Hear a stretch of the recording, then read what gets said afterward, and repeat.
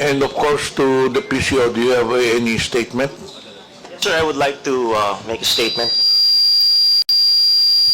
First of all, thank you for inviting the Presidential Communications Office in this very big fight against fake news.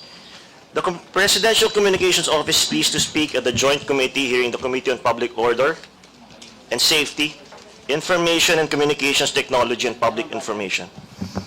The issue of fake news, illegal gambling, deep fakes, pornography, hate speech is the biggest fight right now of our generation. It destroys the very fabric of our society, and we have to protect our children not only of fake news, but all these bad things that we see in this technology platform that we have. But more on the vloggers, we should concentrate a regulation on the platforms. The platforms like Meta, TikTok, YouTube are foreign platforms.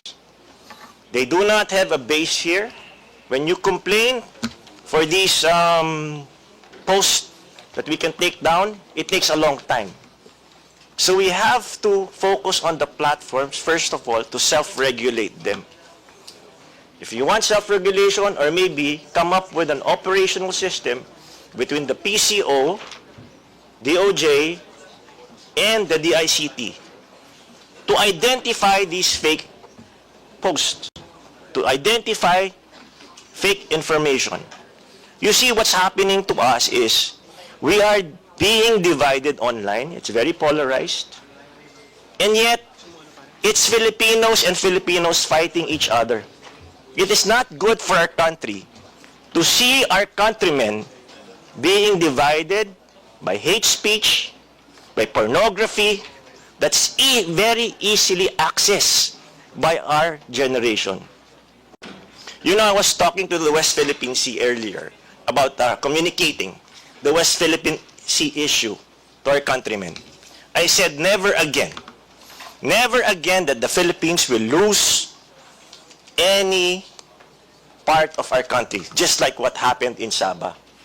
In the Sabah issue in the 1960s, if you look at it, Sabah was owned by the Royal Sultanate of Sulu for a long time. The Malaysians were paying rent to the Philippines.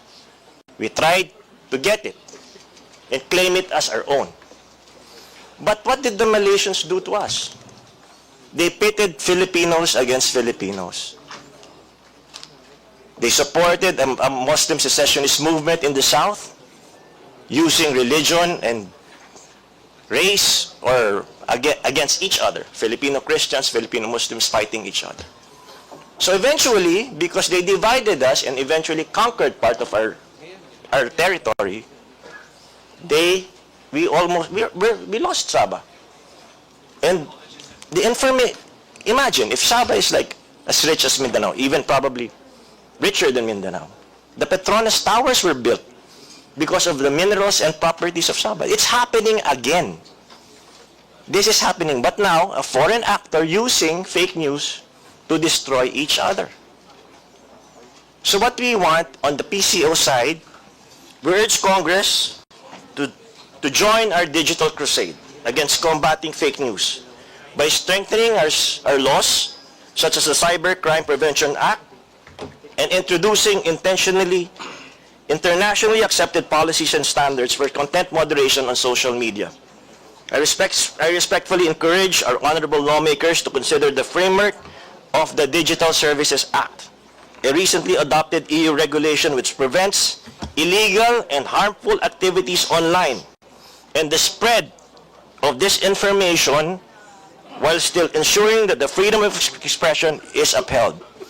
The danger right now, sir, the greater danger right now, aside from fake news, is deep fake, wherein you put a person's face on another person. There were several complaints raised with the PCO that said, sir, tignan mo naman, may mga known personalities recruiting on advertising, mga scams. Yung mga OFW natin, nai-scam. Dahil nakalagay yung boses ng isang kilalang personality or isang kilalang negosyante. Pero hindi naman totoo yun. Imagine if you put the head of the COMELEC commissioner doon na ang nagsasabi, akala mo deepfake din. It is a national security concern that we really have to fight, not against each other, but collectively, we fight together. We fight as one. Because, you know, the fight against fake news should be prioritized. We said before, right, it was the fight against illegal drugs. But in this generation, the fight against fake news, deep fakes, they bring so many social media ills. Look, we now live in two worlds, the cyber world and the real world. The children right now spend more time on the cyber world. And if you give them constant disinformation, if you give them constant lies and negative news, what will happen to the next generation of Filipinos? We will forever be divided, just like what's happening in the United States. It's now happening in our country. It's so hard now to reach out to the yellows, to the greens, to the reds, or wherever political camp you belong to. What we need to do is to unite. Look at what happened, example, to Congressman Rodante Marcoleta. Pinagbumura siya. Nilait-lait ang kanyang relihiyon. Tama ba yun? And yet, there's no regulation. There's no regulation. There's no punishment. So, on the part of PCO, we're trying to come up with an operational system wherein the DICT, the Department of Justice, and PCO should come up together to take down all these posts we consider national security concern and posts that divides Filipinos and spreading of fake news, and also the fight against illegal online gambling on the internet. It's not just fake news. There's so many ills there. But of course, with technology, there's good and there's bad.